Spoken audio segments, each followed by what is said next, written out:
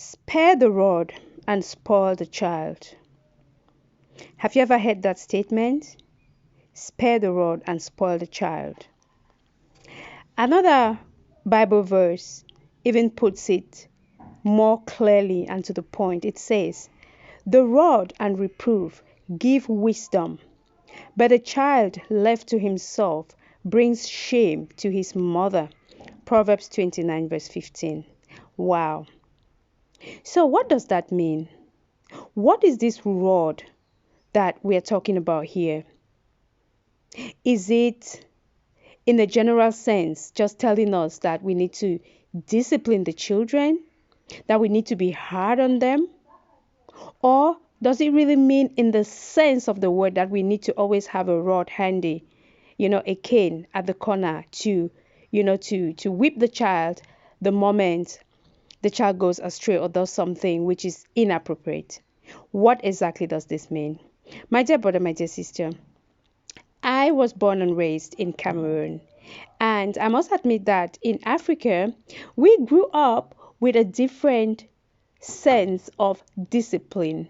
Yes, we had a very respectful fear, or let me say honor, towards our elders.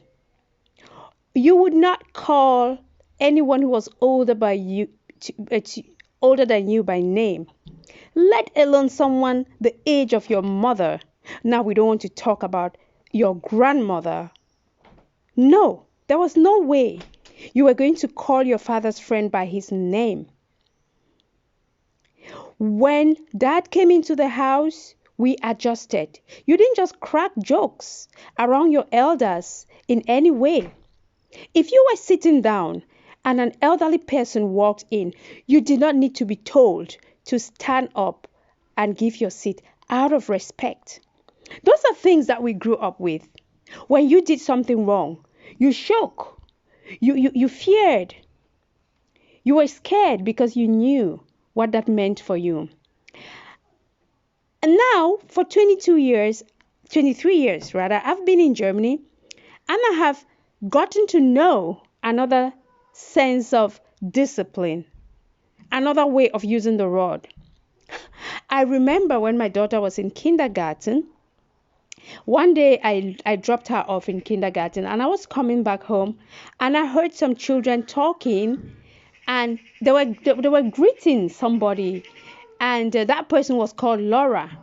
So they were like, hi Laura, and believe me, I couldn't imagine that they were talking to me. And when I looked around, I looked at those children. They were talking to me, and they were asking me about their friend Chantel, whether she had gone to kindergarten. I was shocked. So yes, there were so many things that I got to know in Germany that were just purely scandalous to me. It was just completely new and different from the way I was brought up. I remember when I did my food chemistry studies, and the day I had my degree, I remember my supervisor telling me that, Lara, now we are colleagues, so you don't need to call me Dr. XYZ anymore. And he said, you can call me by my name. And I was like, hell no, I would never do that.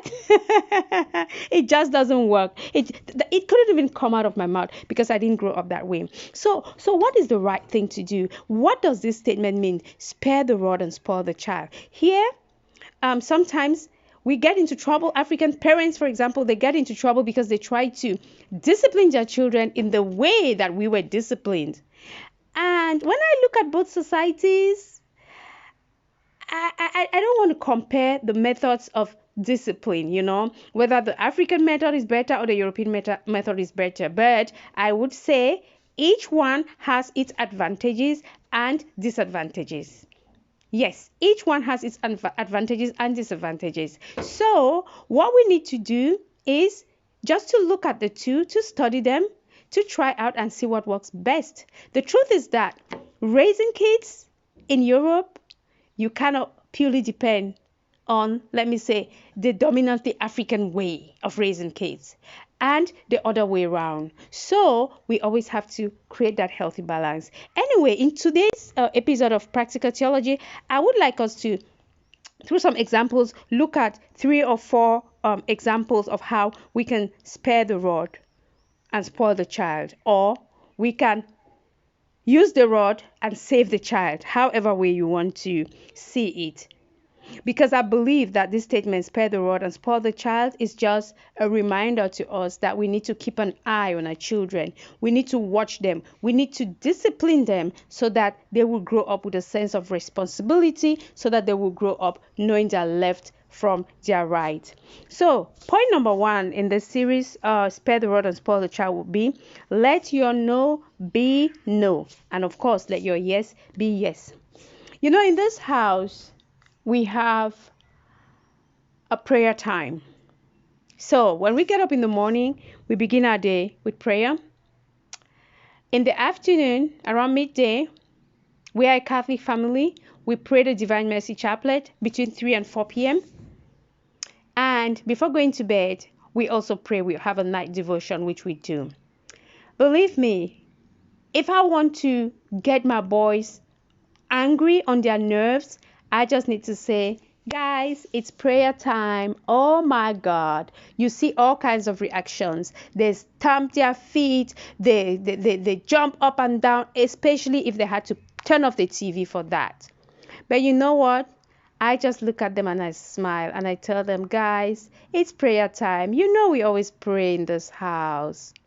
And they will jump up and down. They will grumble. But you know what? They will eventually come and sit down, because they know that those are our house rules. Those are the rules of this domestic church. You know, I'm not saying that you should be praying in your house 2 times a day, 3 times a day. No, but what I'm saying is that when you set your rules for your family, and believe me, you must have rules for your family if you want your children to grow up, you know, understanding, you know, being disciplined and knowing that there are consequences to actions, then you must have family rules. But these rules, you have to make them again together with the children so that they feel involved, they are part of that decision. And when it's time to implement it, they will also have a sense of belonging. So when it's prayer time, I don't shift it. I don't say, okay, we're going to skip prayers today, because when you skip one day, then you're going to skip the next day, and gradually, well, you know what will happen. It's going to vanquish from the, from the house, you know. At some point, it's going to get forgotten. So when you say yes, let it be yes. And when you say no, let it be no. On the other hand, if you promise the children something, if you say, after sweeping the living room, I'm going to let you, I don't know what, use my computer for 15 minutes. When the child comes after sweeping the living room, then you make sure you give them that computer for 15 minutes as you promised. Because if we are teaching our children to keep to their words, to be people who keep their promises, teaching them that their yes should be yes and their no should be no, then we also need to do that. But I'm guilty as charged. There are many times when I tell the child, I make a deal with the kid, and then the kid goes and does the work, plays their own part, and I see that they've done it so very well, and then I add something to it, so I keep pushing the limit further. I keep pushing it further, and that is so not cool, as my Jeremy would say. Mommy, that is so not cool. Yes, Jeremy, that is so not cool. So if you need to keep to your word. If you say you're going to do something, you make a deal with the kids. If so long as they have played their part, you must play your own part. You must play your own part. You can always, you're going to be making new deals all the time, but let a deal be complete before you make a new deal. This is a lesson for me, not to self, but feel free to take it also for yourself if it speaks to you. Then another one I would say in this segment is let them cry. Let them cry. Yeah, I know this sounds mean, right? But tears, they clean the eyes, right? That is what I was always told when I was crying, and for no reason sometimes. Or even if I had a reason, my mom would just say, oh, you cry, that's good. You need to wash your eyes, you need to clean your eyes. But sincerely, we need to let them cry sometimes. I remember when my son Jason, that's child number 3, when he was 2 years old, they always talk about the terrible twos, right? Oh my God. When I got into the supermarket with that child, and these supermarkets, they know why they keep chocolates just at the counter. It's for these 2-year-olds. So when we got there, that is exactly what he wanted to have. A bar of chocolate. He wanted to have a Überraschungs egg, surprise eggs, and things like that. And you know how terribly expensive those things are at the front. And when I say no, oh, this boy would make a scene. He will scream, he will scratch me, he will punch me, he will cry, he will roll on the floor and do all kinds of things. And now all eyes are on me. Maybe I have the small one in the trolley. Everyone is looking at me. Some are surely thinking, what is she doing with so many kids? She has another one in the bag, and I'm feeling so embarrassed. And many were the times when I caved in and I bought that for him. But I knew that if I continued like that, this boy was going to make it a habit. And that was a habit that I was not going to be able to keep up with. So I would just let him cry, and I would let people stare and grumble. Yes, I would let him cry. So my dear brother, my dear sister, don't be afraid to let the children cry. They need to cry. They need to know that it is not everything that they want that they're going to get.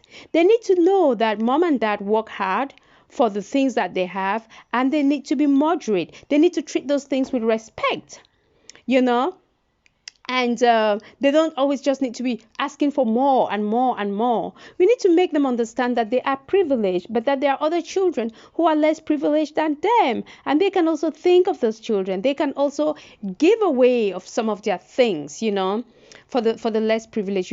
We need to give these children a sense of responsibility towards their fellow human beings. We need to give them also a sense of gratitude, because when they don't always get what they want, the few things that they get, they are grateful for those things. But if you give the kid everything that they want, they develop an entitlement mentality, and at some point you will not be able to cope up with the ingratitude and the insolence of that child. So my dear brother, my dear sister, let them cry. Let them cry. Okay, point number 2 in our Spare the Rod series is be a smart parent. Be a smart parent. My daughter is 16 today. I always tell you stories about Shanta when she was smaller. She's 16 today. She's a big girl. I remember when she was 10 years old, some of her friends started having smartphones. They started having WhatsApp. And of course, she wanted to belong. She wanted to have it also. And we thought she was too young for that, and we didn't want to give her. And she started grumbling. She started writing in her diary. She started complaining to her junior brother. She told everybody who wanted to listen that her parents they don't trust her to have a smartphone and things like that. So on her 10th or 11th birthday, I can't remember, her dad buys her a phone and gives her internet. Well, what should I tell you? This girl became addicted to the phone. What do you expect of a 10-year-old child with a smartphone and internet 24 hours? She had internet wherever she went. Her grades went down the drain. She could not do her homework. Each time you thought she was doing her homework, you came and saw her sitting with her book on the table and the phone on her laps. And of course, she was doing something with her phone.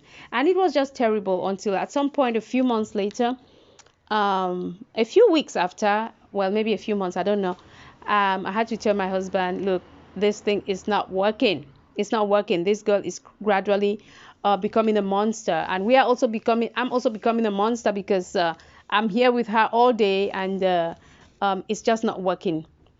So we had to take the phone from her. Oh, this girl was angry.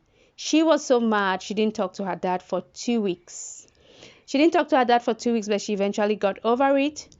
And that is how we started a game. We gave her the phone and took it again. We gave her the phone, took it, gave her, took it.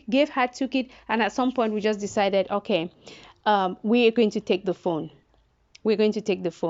And it's just when she turned 16 of recent that we gave her a smartphone again with rules and regulations and restrictions, serious restrictions. And that was the mistake we made that time.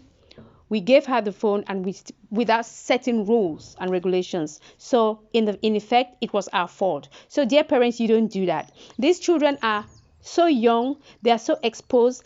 The social media, the world of the internet is dangerous for the children. It is so dangerous, and we cannot just expose them like that. Yes, the children are not going to be happy when they go for weekends. Last time my daughter went for a weekend and she was so mad at her dad because her dad did not want to let her change the settings of her phone so that she could use wireless LAN in her friend's home where she was staying for the weekend. And we said, no problem, you can get angry. It's no problem, you'll get over it. We have bigger problems to worry about in the world. So we need to take care of these children. We need to watch over them. We need to put rules and regulations. We need to put restrictions. Don't just expose the child like that. You are not doing the child a favor. At that moment, she may love you. She may think you're the coolest parent, but one day you're going to regret it very, very bitterly. I'm talking from experience. Talking about a wireless LAN code. Some children came to my house. I think we had a party here for some friends in January, and some kids came here between the ages of 9, 8, 9, 10. They all had their mobile phones, and at some point they come and ask me, oh, they want the wireless LAN code, and I tell them, in this house we don't give wireless LAN to kids. Oh, were they mad? They were so angry. They grumbled. They looked at us in a very strange way. What kind of parents are these and stuff like that? But that is our rule. No child gets wireless LAN in my home. No kid gets wireless LAN in my home, because I believe that for the time, that short time that you are here, you can play with your friends. You can play with your cousins. You don't need to be on the internet. You don't need to be on your phones to have fun. So I may be an old school. I may be, not an unmodern parent, but no problem. That's a price that I'm ready to pay for the sake of my children. So I will go to the last part so that this is not too long. Ephesians 6 verse 4 says, "Fathers, do not provoke your children to anger, but bring them up in the discipline and instruction of the Lord." Yes. So sparing the rod and spoiling the child, it doesn't mean that when a child does something wrong, you just take that child and punish the child. I don't care what kind of punishment you're giving the child. But believe me, you can punish the child. That child can cry and everything. But if you do not take time to explain to that child why they are being punished, why what they did was wrong, and why it's important that they don't do it again, then you are just wasting time. That child will not understand, and the next time, before you know it, they'll be doing the same thing again, or maybe something worse. So my dear brother, my dear sister, there is something like discipline is good, but I think development is better. So as much as we want to teach the children that there are consequences to their actions and everything, we must help them develop with this discipline. We must take time to explain why what they did is wrong, and also try to find solutions. Maybe take time to sit with the child and talk with examples, maybe real life examples from maybe people that they know, or maybe people that they admire, and then you try to develop strategies on how better to handle the situation. And you should maybe bring examples or quotes from the Bible, and at the end of such a session, pray with the child. You pray with the child, pray together, pray about that problem, and pray about the solutions, and ask God to help you on the way forward. So my dear brother, my dear sister, that was a little I could share with you on sparing the rod and spoiling the child. I am very sure that you have your own experiences with this. I'm very sure that you have your own opinions about this. So feel free to share, to comment in the comment box. And if you've not yet subscribed to this channel, please go ahead and subscribe. It doesn't cost you anything. It is free. And also give us a like. If you enjoyed this session, hit that thumbs up button. It also goes a long way to support our channel, to support our work. Yes, so let's go through the three stages again. Let your no be no, and let your yes be yes. Be diligent. When you set a time, maintain the time, and let the children cry. It is okay for them to cry. Children need to learn that good things do not come easy. Their parents work hard for those things, and they also need to know that they cannot have everything that they want, so that they also develop a sense of gratitude for the many things that they already have. Then be a smart parent. You need to know, you need to create rules and regulations for your children. You need to control them. Trust the child, but please control. The Germans will always say, Vertrauen is good, aber Kontrolle is besser. Trust is good, but control is better. So trust the child. Let the children know that you trust them, but always make sure that you control, keep an eye on their activities on the internet. And then last but not least, don't just discipline the child, develop the child. Take time to explain why what they did was wrong, and together try to find ways forward, and let the child develop in that process. Okay, my dear sister, my dear brother, that was it from me for today. I hope you were blessed by one thing or the other. Please share, comment in the comment box, and let us continue to work together. Let us continue to grow together. Let us continue to build history makers and world changers. Are we together? God bless you. Bye bye.